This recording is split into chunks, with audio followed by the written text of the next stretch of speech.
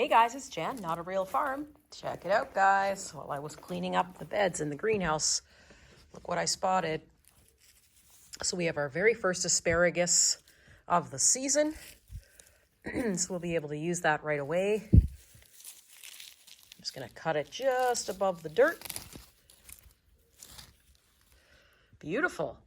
So we kind of lucked out. This is the very first one that's popped up. We've got several different varieties of asparagus growing here at Not a Real Farm. I have an heirloom purple variety, which is inside and outside. So with this first asparagus spear, we'll be able to enjoy that tonight for dinner. So we really just wanted to share that with you today, that the springtime vegetables are popping up already.